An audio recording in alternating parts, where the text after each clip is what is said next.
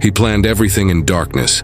He executed his operation before sunrise when the neighborhood slept and streets were empty. He wore a mask to hide his face. He wore gloves to prevent fingerprints. He carried a backpack filled with whatever tools his plan required. He had a gun in a holster strapped to his body ready for use, if circumstances demanded it. He disconnected security cameras systematically. He disabled monitoring systems with precision. He thought about exposure from almost every conceivable angle that could create risk or leave evidence connecting him to what he was about to do. But before all of that careful planning, before the mask and the gloves and the pre-dawn darkness, before approaching Nancy Guthrie's door with a gun on his hip, he went shopping. And the place he chose to shop may be the single decision that leads investigators directly to his identity. He shopped at Walmart, not at multiple specialty stores across different retail categories to avoid creating patterns, not at military surplus outlets where tactical equipment leaves less comprehensive transaction trails, not through anonymous dark web marketplaces where purchases cannot be traced to physical locations or credit card records, not at small independent retailers with minimal security camera coverage. Walmart, one of the largest, most comprehensively surveilled, most systematically documented retail environments on Earth.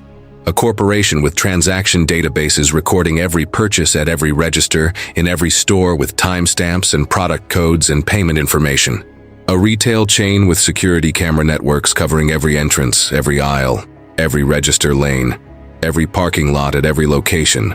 Every single item documented on that masked figure in 44 seconds of recovered surveillance footage can be traced to one retailer. The backpack. Black 25-liter Ozark Trail Hiker Pack. Walmart exclusive private label brand confirmed by FBI forensic analysis. Cannot be purchased anywhere else. The mask. Ski mask black believed to have been purchased at Walmart, according to what Sheriff Chris Nanos told CBS News on February 16, 2026. The clothing. Dark jacket light pants believed to have been purchased at Walmart, according to the same CBS News reporting of the sheriff's statement, though he noted these items are not exclusively sold there. The gun holster. A $10 holster available at Walmart being closely examined by investigators according to what News Nation reported of the investigative focus on this specific item. One store, one transaction ecosystem, one network of security cameras, one corporate database of purchase records, loyalty program data, point-of-sale timestamps connecting products to people to moments to locations. The man who thought darkness and a mask were his protection went shopping first. And that shopping trip may be his only mistake. On February 16, 2026, 16 days after Nancy Guthrie disappeared from her Catalina Foothills home, the Pima County Sheriff's Department confirmed two things that together changed the trajectory of this investigation permanently. The Guthrie family has been cleared completely as suspects, and investigators have spent several days reviewing surveillance footage at local Walmart stores, tracing the equipment that masked figure was wearing when he approached Nancy's door. The investigation is not looking for a random stranger anymore. It is looking for a specific shopper.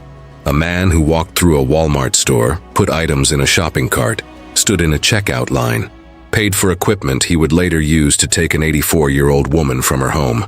And somewhere in the corporate systems of the world's largest retailer, that transaction is still there. Objects do not forget. Retail systems do not forget. Security cameras do not forget. And the man who bought everything at Walmart gave investigators something the darkness was supposed to prevent. A paper trail. Before we break down exactly what the Walmart evidence trail means for this investigation, how retail forensics works in practice, what it reveals about the suspect's profile, and why the combination of retail transaction data and DNA evidence is systematically closing in on a specific identification, subscribe to Crime Uncovered right now and turn on those notifications. We analyze evidence the way investigators actually do, not speculation about what might have happened, not sensationalism designed to generate clicks.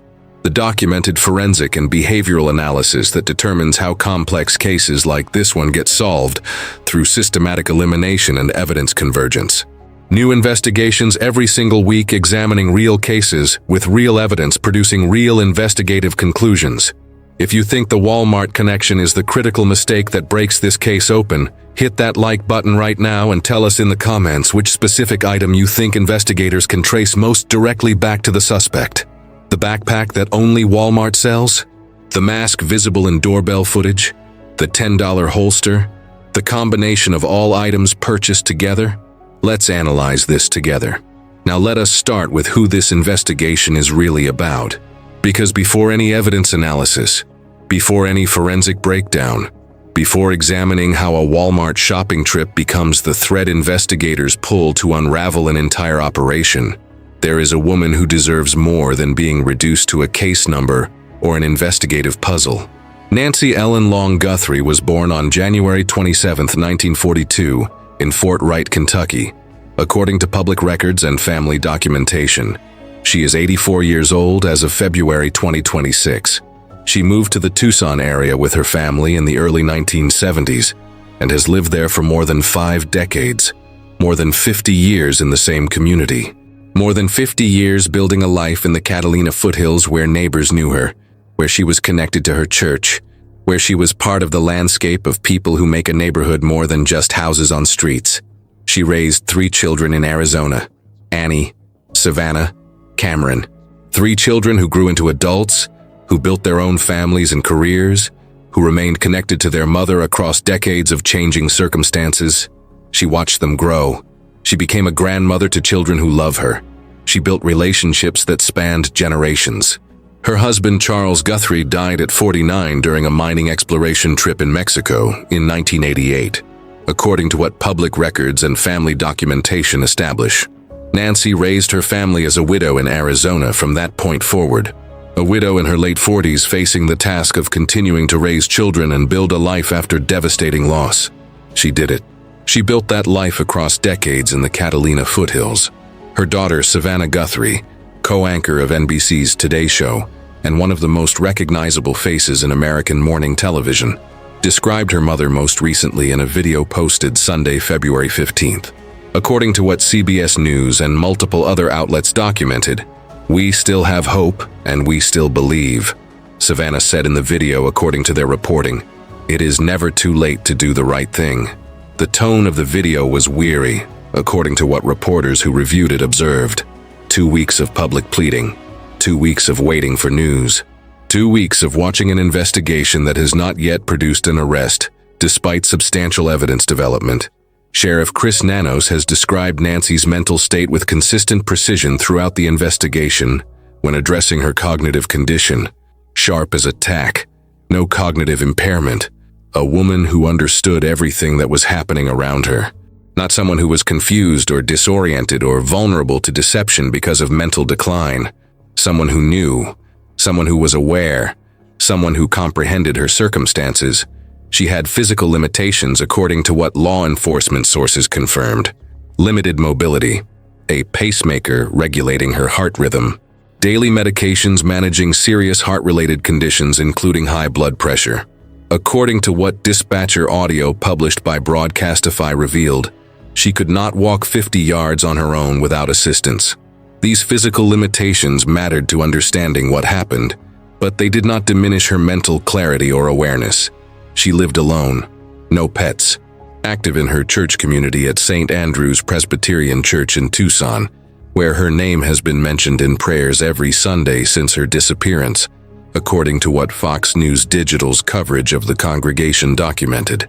On the evening of Saturday, January 31st, she had dinner and a card game at the home of her daughter Annie and son-in-law Tommaso Cioni. Tommaso drove her home and dropped her off at approximately 9:45 to 9:50 p.m. The garage door closed behind her at 9:50 p.m., according to the precise digital timestamp Sheriff Nanos presented at his February 5th press conference. That was the last time anyone from her family saw her. That door closing in the security record is the last normal moment before everything changed. Less than 4 hours later, someone wearing a mask and gloves and carrying a Walmart backpack would approach that same door, and Nancy Guthrie would disappear. On February 16, 2026, Sheriff Chris Nanos made an official statement that represented the most definitive investigative announcement since homicide detectives were assigned on the first day of this case. Every member of the Guthrie family, including all siblings and their spouses, has been cleared as possible suspects in this case. His statement was direct and contained specific language that reflects both professional judgment and the emotional weight of what he was communicating to media and to a public that had been speculating about family involvement.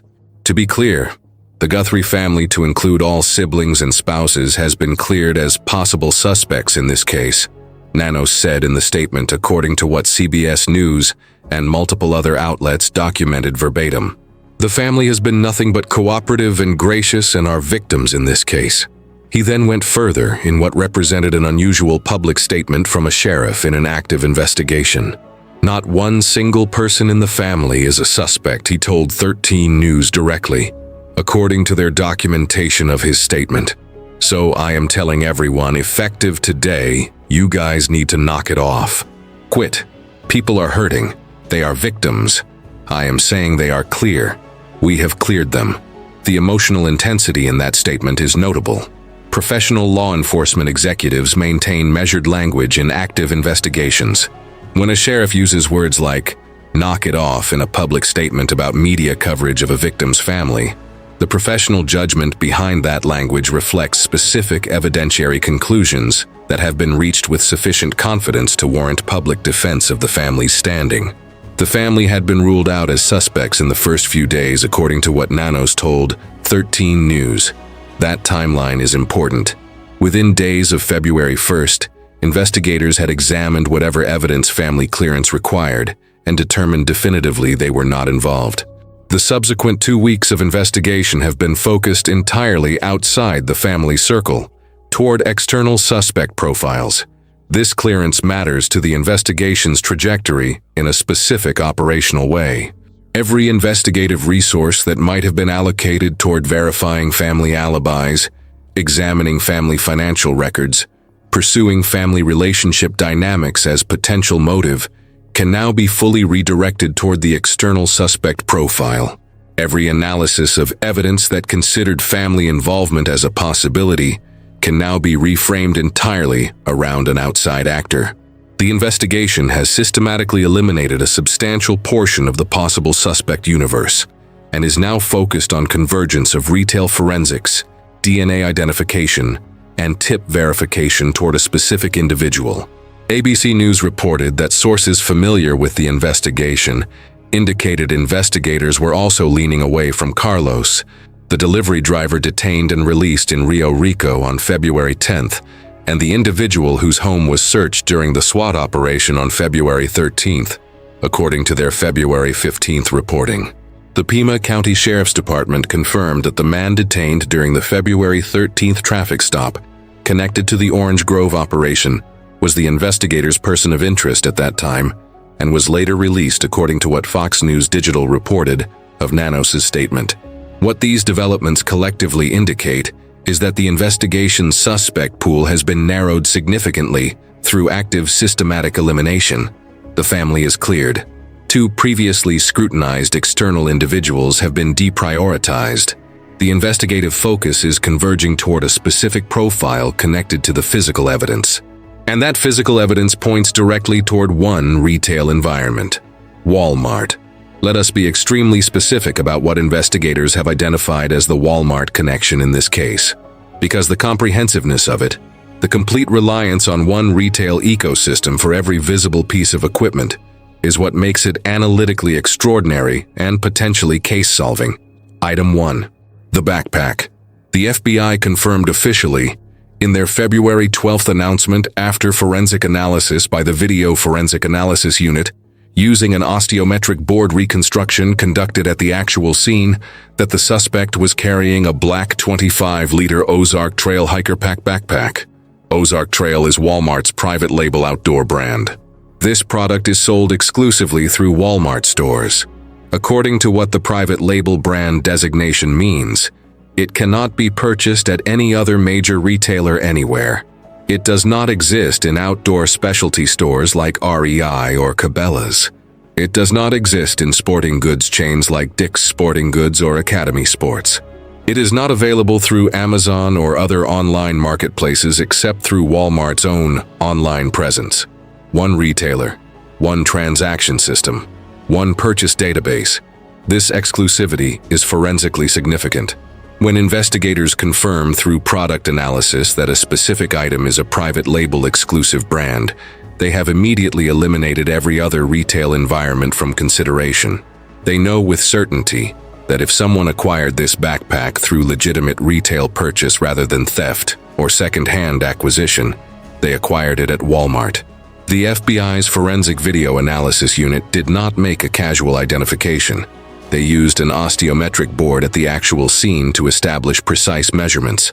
They analyzed the backpack visible in the recovered surveillance footage frame by frame. They compared the visual characteristics against product databases. They confirmed the specific model and size, 25 liters. Ozark Trail Hiker Pack, black. That product has a specific SKU in Walmart's inventory system. Every sale of that specific SKU at every Walmart location across Arizona and surrounding states creates a transaction record. Date, time, store location, register lane, items purchased, payment method. If paid by credit or debit card, the transaction links to cardholder identity. If paid by cash, the transaction still creates a record with timestamp and location data, and the person still appears on multiple security camera angles during their time in the store. Item 2. The ski mask. Sheriff Nanos told CBS News on February 16th that investigators believe the mask worn by the suspect in the doorbell camera footage was purchased at Walmart. According to CBS News' reporting of his statement, Walmart sells ski masks, and a specific style visible in the footage is consistent with products available through Walmart's retail channels. Generic black ski masks are available at many retailers. The specificity of the sheriff's statement that investigators believe this specific mask came from Walmart suggests they have identified visual characteristics in the footage that match a specific Walmart product. That focused identification combined with the exclusive backpack brand creates overlap. Someone who bought a Walmart exclusive backpack and a Walmart specific mask on the same transaction, or during the same general time frame at the same store location, creates a purchase event profile that becomes highly identifiable. Investigators have spent several days reviewing surveillance footage at local Walmart stores, according to the same CBS News reporting of Nanos' statement. That focused investment of investigative time and resources suggests they have reason to believe the specific mask visible in the footage matches a specific product available at Walmart stores in the Tucson area during the relevant time frame. Item 3. The clothing. The dark jacket and light pants visible in the surveillance footage are believed to have been purchased at Walmart, according to what Nanos told CBS News, though he noted these items are not exclusively sold at Walmart per the CBS News report. The acknowledgement that clothing items are not exclusive to Walmart is procedurally honest. Dark jackets and light pants are available at many retailers, but the specificity of investigators spending several days reviewing Walmart footage suggests they have working theory about where the suspect acquired this clothing based on other evidence convergence. The sheriff acknowledged that the Ozark Trail backpack is the only item definitively identified at this stage, according to what he told the Associated Press on February 16th, but the clothing is under active investigation for its retail source. That distinction between definitive identification and active investigation is important investigatively. Definitive means forensically confirmed. Active investigation means working theory supported by evidence, but not yet conclusively proven. Item 4. The gun holster. This detail has received significantly less public attention than the backpack, but represents potentially significant behavioral evidence on its own. A gun holster was visible in the doorbell camera footage strapped to the suspect's body, according to what investigators examining the footage noted. Investigators are closely examining this specific item described as a $10 holster available at Walmart, according to what News Nation reported about the investigative focus on this piece of equipment, a $10 gun holster. Think about what that choice reveals behaviorally. Not a tactical holster from a firearms specialty store designed for secure retention during physical movement. Not a law enforcement grade duty holster built for consistent draw under pressure.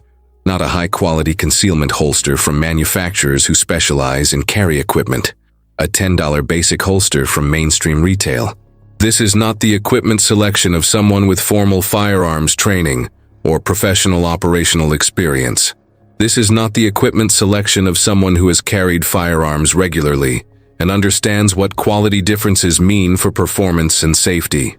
This is the equipment selection of someone who needed to carry a firearm for this specific operation and chose the cheapest readily available option that would accomplish the basic function. Walmart carries gun holsters at that $10 price point.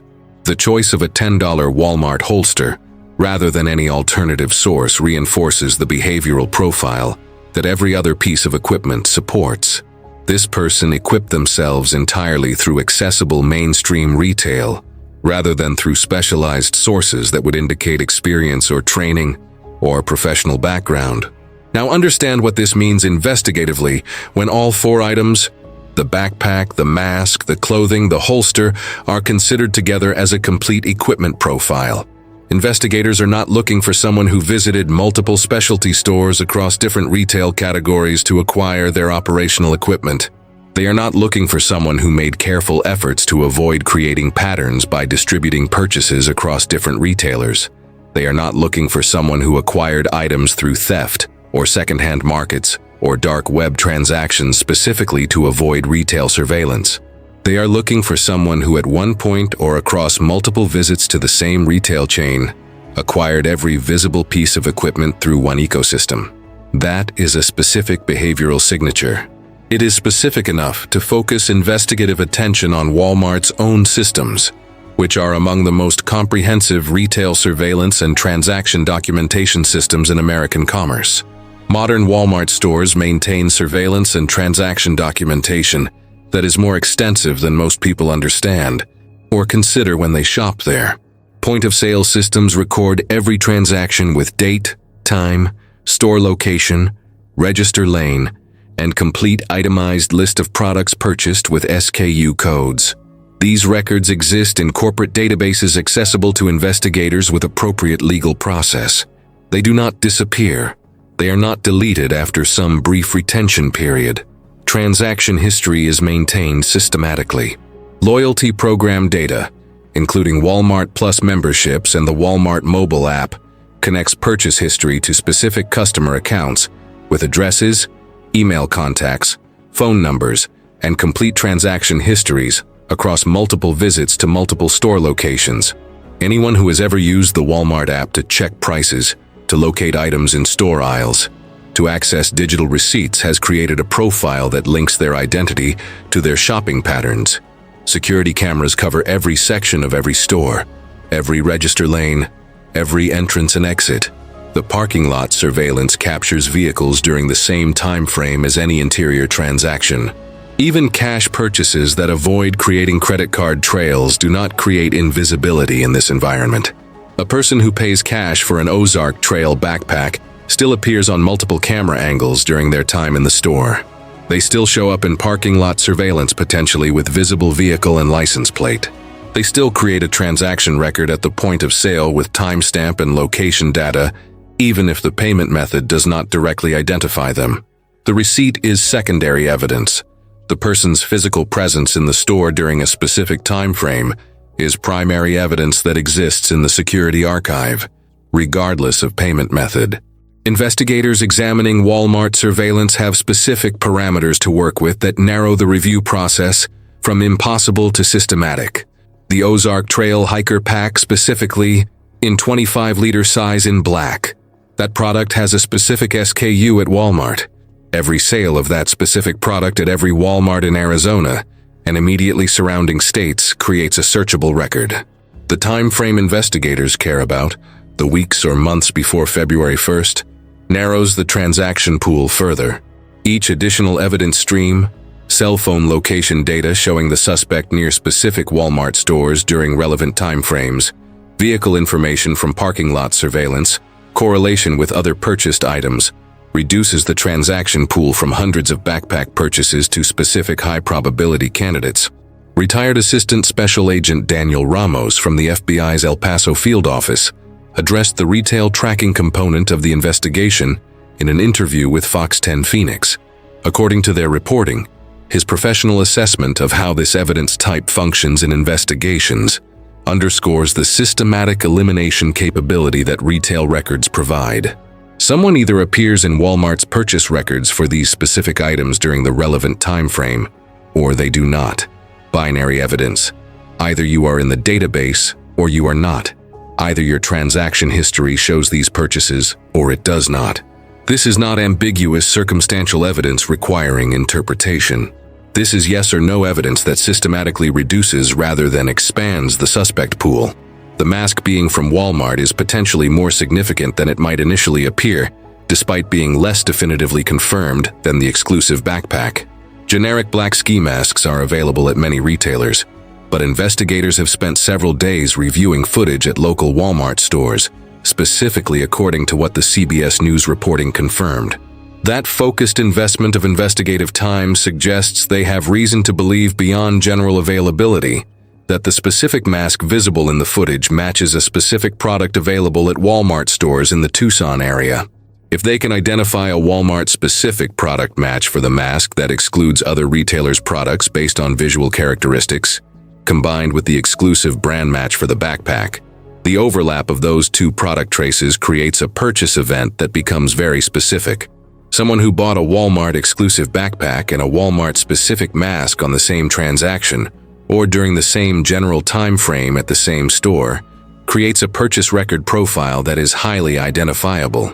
The probability that two completely unrelated people bought those specific items at the same Tucson area Walmart in the same time frame before February 1st is extremely low. Each additional item added to the overlap, the holster, the clothing, reduces that probability further towards statistical impossibility. This is how retail forensics narrows suspects, not by creating a theory about who did it based on assumptions, by systematically eliminating everyone who did not make these specific purchases in these specific combinations during this specific time frame at these specific locations. The Walmart evidence trail and the DNA evidence from the recovered glove are not separate parallel investigative streams that happen to both exist. They are converging pathways toward the same person that will eventually intersect at a specific identity. On February 15th, the FBI confirmed that a glove recovered approximately 2 miles from Nancy Guthrie's home from a field near roadside brush appeared to visually match the gloves worn by the suspect in the surveillance footage, according to the FBI's official statement reported by Newsweek. DNA extracted from the interior of that glove produced a profile of an unknown male. Preliminary results were received by the FBI on February 14th. The profile was being submitted to CODIS, the FBI's combined DNA index system, pending quality control confirmation according to the same reporting. CNN Chief Law Enforcement and Intelligence Analyst John Miller identified the specific analytical question that investigators are now working to answer. According to CNN's February 16th reporting of his analysis, the DNA from the glove needs to be compared against the DNA collected from inside Nancy's home. The Pima County Sheriff's Department confirmed separately that DNA other than Nancy's and those in close contact with her was found at the property, according to their official statement from February 13th. Miller's point is forensically precise.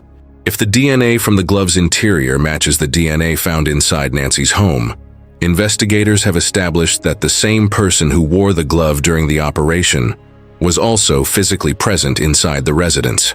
That match creates what is known in forensic analysis as a corroborating connection. Two independent sample locations, one from the crime scene property itself, and one from 2 miles away along the apparent departure route, producing the same biological profile. That combination transforms a single DNA sample into a pattern that connects the suspect to both the crime scene and the physical evidence found away from it. It establishes continuity. It proves the glove was not coincidentally dropped by some unrelated person, but was actually worn and discarded by whoever was inside Nancy's home. The combination of Walmart purchase records and DNA identification creates a 2-track verification system that converges toward the same conclusion from different evidentiary directions. If CODIS identifies the suspect through prior criminal history match, investigators can immediately check whether that identified person has transaction history at local Walmart stores, for the specific items documented in the footage during the relevant time frame. Database hits in CODIS provide name, date of birth, prior arrest records, prior geographic patterns, last known addresses. All of that information can be cross-referenced against Walmart's transaction databases and loyalty program records. If Walmart Forensics identifies a specific purchaser through transaction records or surveillance footage review, investigators can compare that person's DNA against the unknown male profile from the glove. Either track arriving at a specific individual allows the other track to confirm it through independent evidence. Dual-track forensic verification that converges on the same person from different evidence streams is the evidentiary standard that criminal prosecutions are built from, not single-source evidence that can be challenged. Multiple independent evidence streams all pointing at the same conclusion, at the same person, from different analytical pathways. The $10 gun holster visible in the doorbell camera footage has received significantly less public attention than the backpack, but when you understand what a $10 Walmart gun holster tells investigators behaviorally, the analytical significance becomes clear. A person who brings a firearm to an operation involving an 84-year-old woman with limited mobility has made a specific decision about anticipated force requirements. They have decided that the firearm is necessary to their operational plan. They have decided that the level of force the firearm represents is within the scope of what they are planning for or prepared to use if circumstances require it. That decision says something about how they anticipated the situation developing inside the residence, about whether they expected resistance, about whether they planned for contingencies requiring threat of force or use of force to control the situation. The holster choice is also analytically significant beyond just the firearm decision. Not a high-quality retention holster designed for secure carry during physical movement and activity. Not a law enforcement duty holster designed for consistent rapid draw under pressure. Not a concealment holster from manufacturers who specialize in carry equipment and understand what quality retention and draw characteristics matter for operational use. A $10 basic holster from mainstream retail. This is not the equipment selection of someone with formal firearms training who has been taught about holster quality and retention. This is not the equipment selection of someone with professional operational experience who understands equipment failure under stress. This is not the equipment selection of someone who has carried firearms regularly enough to know what quality differences mean for performance and safety. This is the equipment selection of someone who needed to carry a firearm for this specific operation and chose the cheapest, readily available option that would accomplish the basic function of holding a gun on their body while leaving hands free. Combined with all the other equipment choices, this creates a consistent behavioral picture across every item. Every piece of equipment selected reflects civilian accessibility over professional specification, the cheapest viable option in each equipment category, the most easily available retail source for each item, not someone who has operated with professional-grade equipment before and knows what quality means, someone who equipped themselves from what was available and affordable at the same store, where they might do their ordinary shopping for completely unrelated household items. This behavioral consistency is itself investigatively useful beyond just the retail tracing it enables. It narrows the suspect profile away from categories of people who would generate different equipment choices based on background and experience. Military veterans who have used actual tactical holsters in training or deployment would not buy a $10 consumer option for an operation where equipment reliability matters. Law enforcement professionals, current or former, who understand quality retention holsters from their duty, carry experience would not select the cheapest available product when equipment function could be operationally critical. Professional criminal operators who invest in quality equipment because their successful operations depend on reliable gear would not use Walmart consumer products as their operational kit. The $10 holster says civilian, practical, cost-conscious, not trained, not professional, not experienced enough to know the difference quality makes or to understand why that difference matters. And that $10 Walmart holster, like every other item in the suspect's equipment profile, creates a transaction trail, a purchase record, a security camera angle in a retail environment, a moment when a specific person with a specific face walked through a specific store and put a specific product in a cart and stood in a checkout line and paid for it. That moment still exists in Walmart's systems. Investigators are looking for it. Between 40,000 and 50,000 tips have been received by investigators in the Nancy Guthrie case as of February 16, 2026, according to what Pima County Sheriff Nanos told NBC affiliate KVOA, as documented in multiple outlet reporting. Earlier the same day, he had cited over 30,000 tips routed to both his office and the FBI. The number was climbing hourly. That volume of public response is extraordinary. It reflects the combination of Savannah's national television platform creating awareness, the emotional resonance of an elderly woman taken from her home creating public engagement, and the specific public engagement strategy the FBI used when releasing the surveillance footage. Rather than simply releasing images and hoping for generic tips, the FBI provided actionable specific details that the public could recognize and report on. A specific backpack brand and model, a specific height range determined through forensic reconstruction, a specific build description, specific equipment items visible in footage. Public recognition creates different memory pathways and response patterns than general awareness. Someone who sees a news story about a missing person retains general awareness that creates concern, but may not trigger specific actionable memory. Someone who sees a specific product they have previously encountered in the possession of someone they know, in a context that now makes investigative sense, contacts law enforcement with specific information connecting person to product to time frame. The Ozark Trail backpack is the clearest example of this recognition pathway. Millions of people saw the surveillance footage after its release. Some subset of those millions have seen that specific backpack before, not in a store while shopping, in the possession of a specific person they know, at a specific time, in a context that combined with the footage created a connection that did not exist before the footage made that backpack forensically significant. That connection is why tips following the footage release produced 4,000 calls within the first 24 hours, according to what the sheriff's office documented. The footage created specific recognition opportunities that general missing person awareness cannot generate. The Walmart clothing information released on February 16th, specifically identifying the mask and other items as believed to be from Walmart, in addition to the definitively confirmed backpack, creates another wave of specific recognition opportunity. Someone who saw a person buying a ski mask and a black backpack and a gun holster together at a local Walmart in the weeks before February 1st now has context that makes that memory investigatively relevant. The combination of items bought together or in close succession is the kind of detail that stands out even at the time of observation and becomes actionable information when connected to the footage showing those same items being used in a criminal operation. Investigators are cross-referencing the tip information against what the retail records are showing. A tip identifying a specific person can be immediately checked against Walmart's purchase database for the relevant items during relevant time frames. A purchase record showing someone bought the relevant items can be checked against tip submissions mentioning that person's name. The convergence of public information and forensic retail evidence creates verification pathways that neither stream generates alone. This is how investigations with massive public engagement become systematically productive rather than overwhelmingly noisy. Not every tip carries equal investigative value.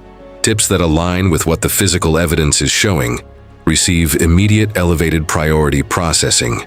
The Walmart evidence trail creates the specific framework that elevates the right tips from background noise. 16 days into this investigation, the evidentiary picture that has been assembled is more complete than public perception reflects. Investigators know the suspect is male, forensically confirmed through the DNA profile extracted from the glove's interior, according to the FBI's official statement.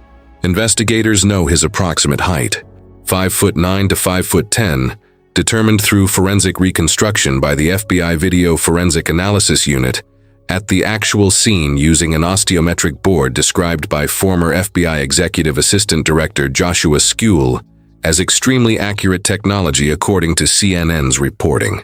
Investigators know his approximate build. Average documented in the FBI's official physical description release. Investigators know his footwear type, Sneakers documented in the FBI's clothing description. Investigators know he carried a firearm in a holster, documented in the footage analysis. Investigators know the specific backpack he carried, confirmed to product SKU level through forensic analysis. Investigators know the general retail source of his equipment, Walmart, for multiple items including the confirmed exclusive backpack and the believed source items. Investigators know he wore heavy-duty gloves that appear to match a specific glove found 2 miles from the property. Investigators know that gloves' interior carries a specific unknown male DNA profile that is in CODIS or will be shortly. Investigators know that DNA distinct from Nancy and her close circle was collected from inside the property. Investigators know the timing of the operation to the minute. Camera disconnect at 1:47 a.m. Person detected at 2:12 a.m. Pacemaker disconnect at 2:28 a.m. Investigators know the movement pattern extended to at least 4 miles from the home at 10:52 a.m. based on the second surveillance video. Investigators know the departure route passed through the field where the glove was found approximately 2 miles from the home. The Guthrie family is officially cleared. 2 previously scrutinized external individuals have been deprioritized by investigative sources. The focus is on a specific external male profile connected to the physical and forensic evidence. That is not a description of an investigation without direction or focus.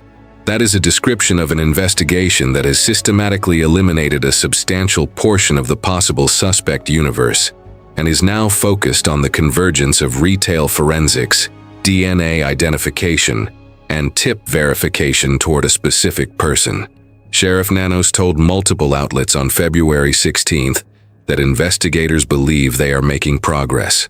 According to what Fox News Digital and others documented of his statements, he described the investigation as a kidnapping, not a burglary gone wrong, maintaining his professional assessment of the fundamental nature of what occurred according to what the Daily Mail documented. The signal sniffer mounted on the Pima County Sheriff's helicopter continues searching for any detectable signal from Nancy's pacemaker, according to what CBS News and News Nation confirmed. Flying slow and low over the Tucson area in systematic grid search for any trace of where she might be. Nancy Ellen Long Guthrie has been missing for 16 days as of February 16th. She was born January 27, 1942. She raised 3 children in Arizona. She has grandchildren who adore her. She attended church at St. Andrew's Presbyterian, where her congregation has prayed for her return every Sunday since she disappeared. She was dropped off at her garage door at 9:50 p.m. on January 31st after a card game with her family. She never emerged on her own the next morning. Someone who prepared carefully, who thought about equipment and timing and camera systems and clothing and operational security, equipped himself at Walmart and walked to her door in the dark. He brought a gun. He brought a backpack. He wore gloves. He bought everything at Walmart, and Walmart remembers.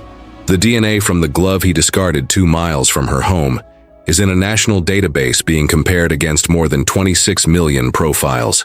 The purchase records for the Ozark Trail backpack, the ski mask, the holster, the clothing are in Walmart systems being reviewed by investigators who have now spent several days examining local store surveillance footage. The tips are being cross-referenced against both evidence streams as they arrive by the thousands. The pacemaker signal sniffer on the helicopter is covering ground that ground teams cannot efficiently search. Savannah Guthrie said Sunday night, according to what CBS News documented, that it is never too late to do the right thing, that she still has hope, that she still believes. 16 days of hoping and believing and waiting while investigators follow every trail the evidence creates. The trail leads to Walmart. The trail leads to a DNA profile. The trail leads to convergence. One specific man who thought darkness and a mask and gloves made him invisible made one critical mistake before any of that operational security mattered. He made a shopping list. And he shopped at the most documented retail environment in modern commerce. That list is still in the system. That transaction is still in the database. That moment is still on security cameras, and investigators are finding it. If you have any information about the disappearance of Nancy Guthrie, contact the FBI immediately. The number is 1-800-CALL-FBI. That is 1-800-225-5324. Submit tips at tips.fbi.gov. The Pima County Sheriff's tip line is 5203-514-900. The reward is $100,000. All analysis in this video is based on official law enforcement statements and verified reporting by CBS News, ABC News, NBC News, CNN, Fox News Digital, News Nation, and the Pima County Sheriff's Department. No individuals have been charged in connection with this case. The investigation is active. Subscribe to Crime Uncovered. Hit that notification bell. We follow this case wherever the evidence leads. 16 days, one shopping list, one DNA profile, one database, and investigators are reading all three.